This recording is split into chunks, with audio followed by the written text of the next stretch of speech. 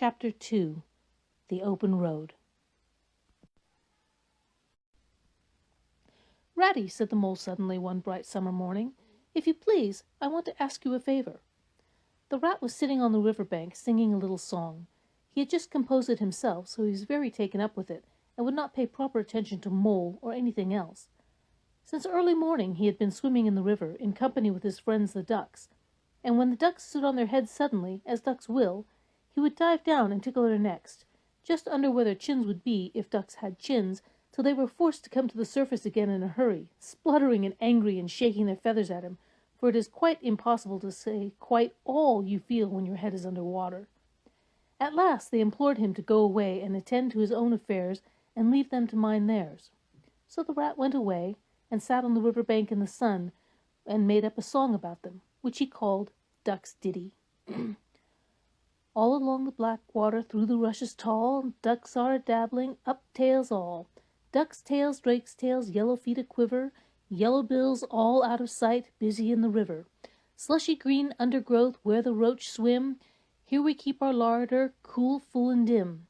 Every one for what he likes we like to be, heads down, tails up, dabbling free. High in the blue above, swift swirl and call, we're down a-dabbling, up tails all." "I don't know I think so very much of that little song, Rat," observed the mole cautiously. He was no poet himself, and didn't care who knew it, and he had a candid nature. "Nor don't the ducks neither," replied the rat cheerfully. "They say, why can't fellows be allowed to do what they like, and when they like, and as they like, instead of other fellows sitting on banks and watching them all the time, and making remarks and poetry and things about them? What nonsense it all is! That's what those ducks say." So it is, said the mole with great heartiness. "No, it isn't," cried the rat indignantly. "Well, then it isn't," replied the mole soothingly. "But what I wanted to ask you was, won't you take me to call on Mr. Toad? I've heard so much about him, and I do so want to make his acquaintance." "Why, certainly," said the good-natured rat, jumping to his feet and dismissing poetry from his mind for the day. "Get the boat out, and we'll paddle up there at once. It's never the wrong time to call on Toad.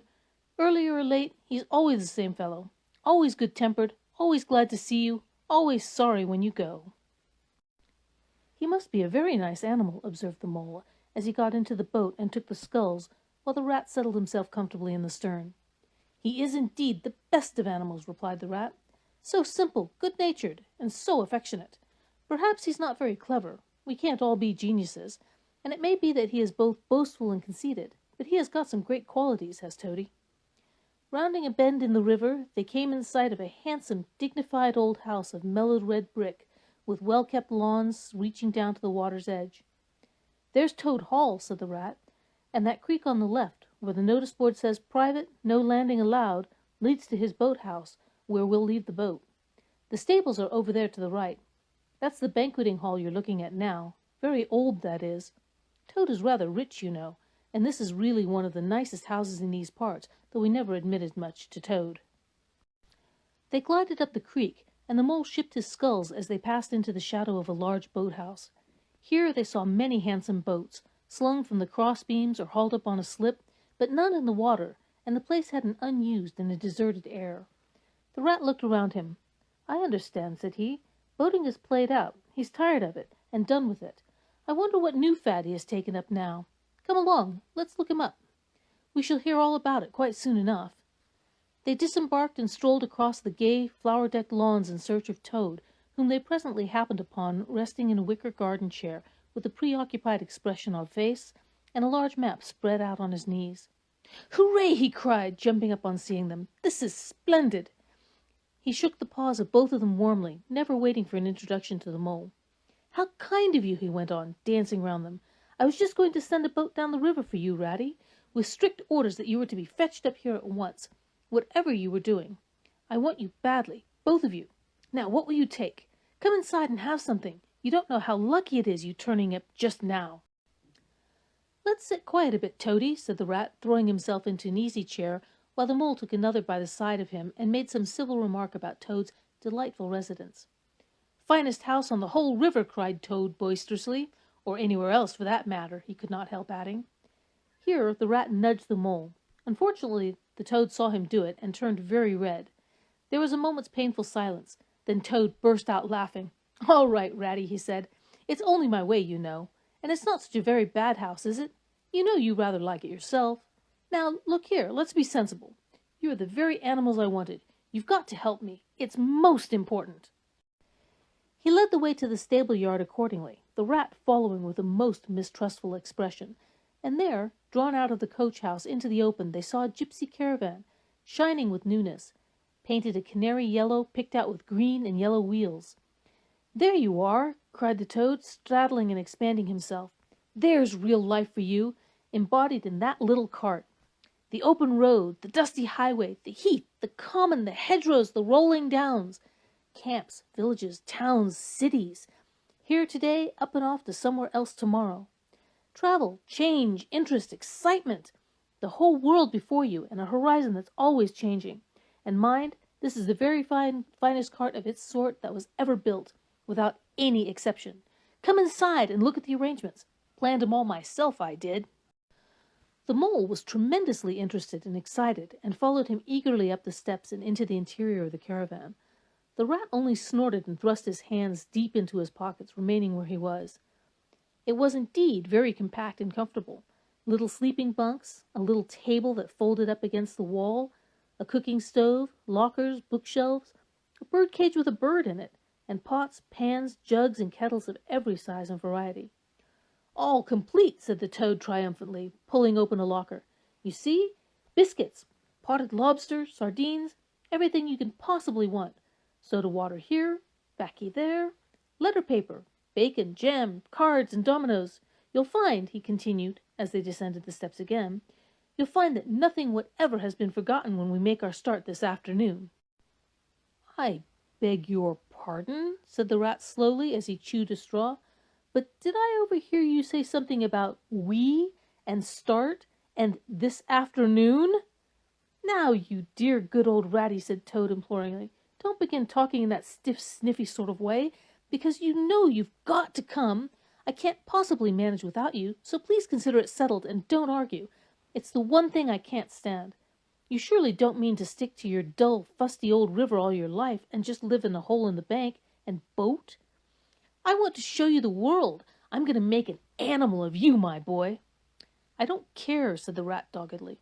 "I'm not coming, and that's flat, and I am going to stick to my old river, and live in a hole, and boat, as I've always done. And what's more, Mole's going to stick to me and do as I do. Aren't you, Mole?" "Of course I am," said the mole loyally. "I'll always stick to you, Rat, and what you say is to be, has got to be. All the same, it sounds as if it might have been, well, rather fun, you know," he added wistfully. Poor Mole! The life adventures was so new a thing to him, and so thrilling, and this fresh aspect of it was so tempting, and he had fallen in love at first sight with the canary-colored cart and all its little fitments. The rat saw what was passing in his mind and wavered. He hated disappointing people, and he was fond of the mole and would do almost anything to oblige him. Toad was watching both of them closely. "Come along in and have some lunch," he said diplomatically, "and we'll talk it over. We needn't decide anything in a hurry.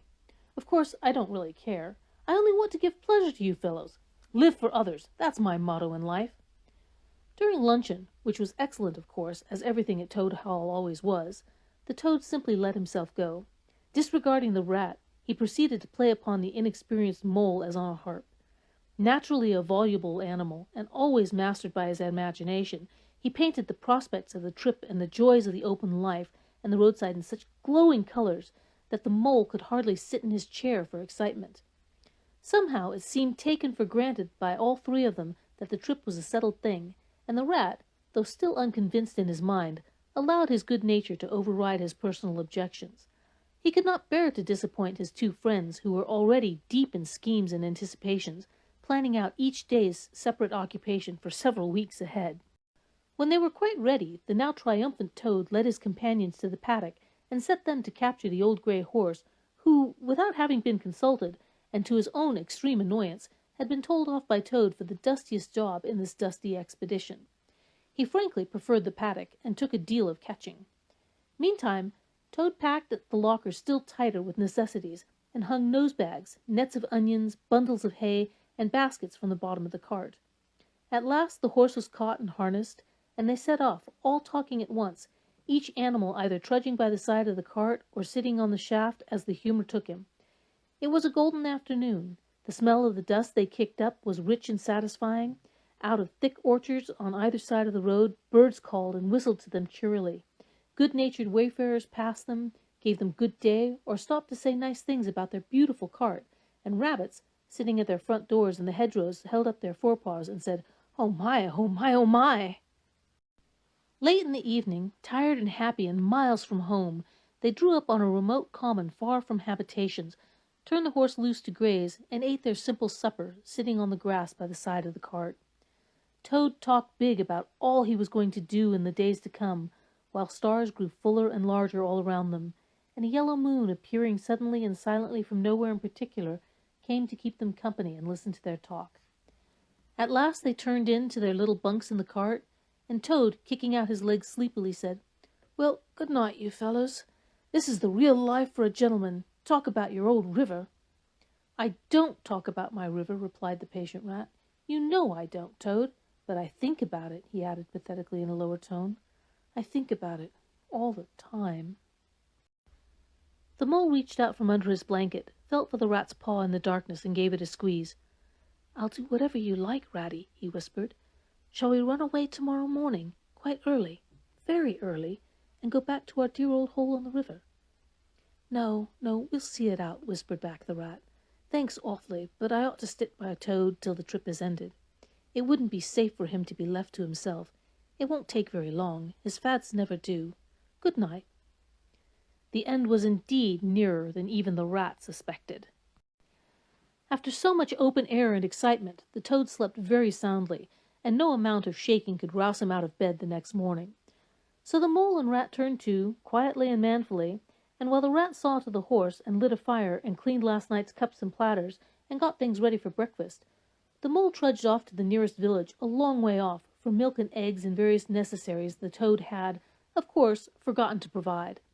The hard work had all been done, and the two animals were resting, thoroughly exhausted, by the time Toad appeared on the scene, fresh and gay, remarking what a pleasant, easy life it was that they were all leading now, after the cares and worries and fatigues of housekeeping at home. They had a pleasant ramble that day over grassy downs and along narrow by-lanes, and camped as before on a common, only this time the two guests took care that Toad should do his fair share of work. In consequence, when the time came for starting next morning, Toad was by no means so rapturous about the simplicity of the primitive life, and indeed attempted to resume his place in his bunk, whence he was hauled by force. Their way lay, as before, across country by narrow lanes, and it was not till afternoon that they came out on the high road, their first high road, and there disaster, fleet and unforeseen, sprang out on them.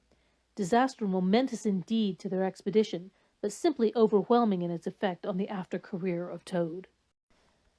They were strolling along the high road easily, the mole by the horse's head talking to him, since the horse had complained that he was being frightfully left out of it, and nobody considered him in the least. The Toad and the water rat walking behind the cart talking together. At least Toad was talking, and Rat was saying at intervals, "Yes, precisely, and what did you say to him?"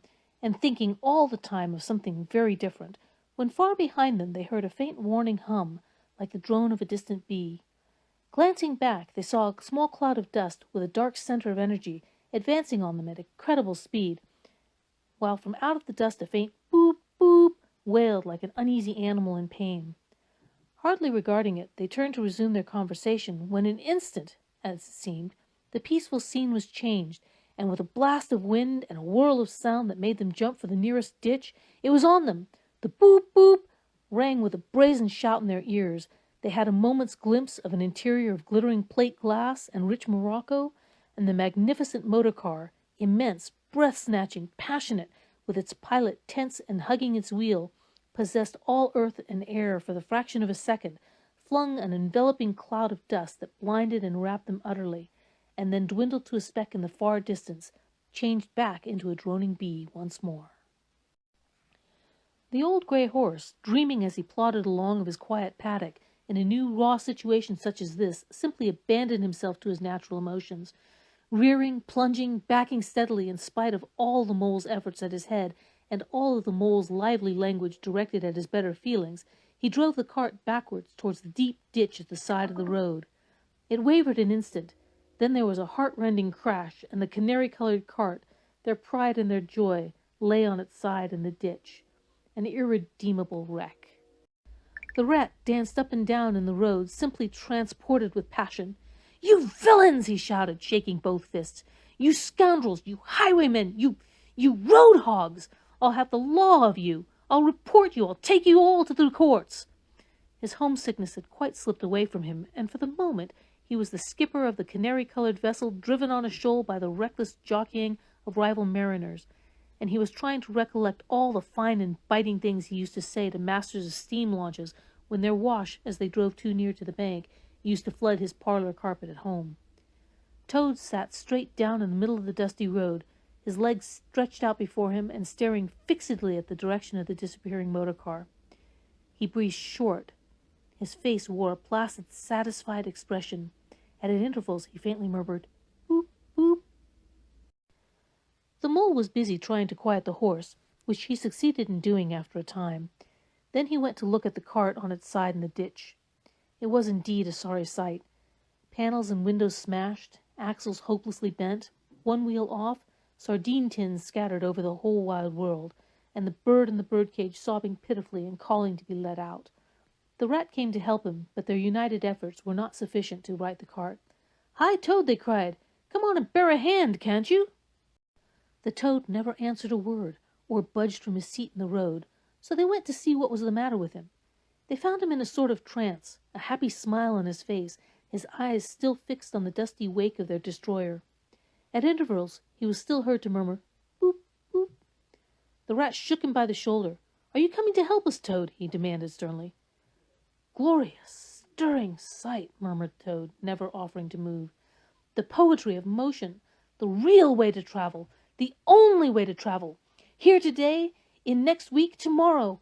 Villages skipped, towns and cities jumped, always somebody else's horizon. Oh, bliss! Oh, boop, boop!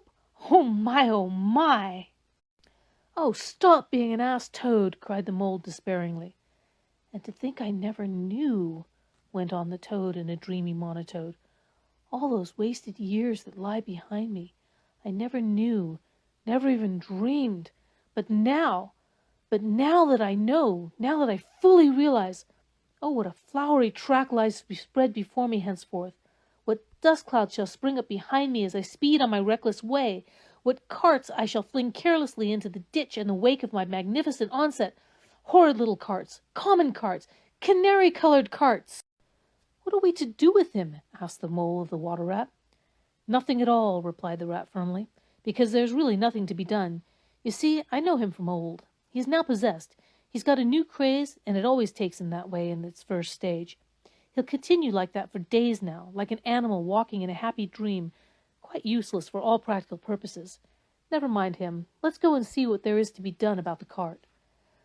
A careful inspection showed them that, even if they succeeded in righting it by themselves, the cart would travel no longer. The axles were in a hopeless state, and the missing wheel was shattered into pieces. The rat knotted the horse's reins over his back and took him by the head, carrying the birdcage and its hysterical occupant in the other hand. "Come on," he said grimly to the mole. "It's 5 or 6 miles to the nearest town, and we shall just have to walk it. The sooner we make the start, the better." "But what about Toad?" asked the mole anxiously as they set off together. "We can't leave him here, sitting in the middle of the road by himself in the distracted state he's in. It's not safe. Supposing another thing were to come along." "Oh, bother Toad," said the rat savagely. "I've done with him." They had not proceeded very far on their way, however, when there was a pattering of feet behind them, and the toad caught them up and thrust a paw in the elbow of each of them, still breathing short and staring into vacancy. "Now look here, Toad," said the rat sharply. "As soon as we get to the town, you'll have to go straight to the police station and see if they know anything about that motor car and who it belongs to, and lodge a complaint against it. And then you'll have to go to a blacksmith's or a wheelwright's and arrange for the cart to be fetched and mended and put to rights. It'll take time, but it's not quite a hopeless smash. Meantime, the mole and I will go to an inn and find comfortable rooms where we can stay till the cart's ready and till your nerves have recovered their shock." "Police station. Complaint," murmured Toad dreamily. "Me? Complain of that beautiful, that heavenly vision that has been vouchsafed me? Mend the cart? I've done with carts forever. I never want to see the cart or hear of it again, O ratty." You can't think how obliged I am to you for consenting to come on this trip. I wouldn't have gone without you, and then I might never have seen that swan, that sunbeam, that thunderbolt. I might never have heard that entrancing sound or smelt that bewitching smell. I would owe it all to you, my best of friends." The rat turned from him in despair. "You see what it is?" he said to the mole, addressing him across the toad's head. "He's quite hopeless. I give it up. When we get to the town, we'll go to the railway station, and with luck we may pick up a train there that'll get us back to Riverbank tonight. And if ever you catch me going a-pleasuring with this provoking animal again—" He snorted, and during the rest of that weary trudge addressed his remarks exclusively to Mole. On reaching the town, they went straight to the station and deposited Toad in the second-class waiting-room, giving a porter 2 pence to keep a strict eye on him. They then left the horse at the inn stable and gave what directions they could about the cart and its contents. Eventually, a slow train having landed them at the station not very far from Toad Hall, they escorted the spellbound, sleepwalking Toad to his door, put him inside it, and instructed his housekeeper to feed him, undress him, and put him to bed.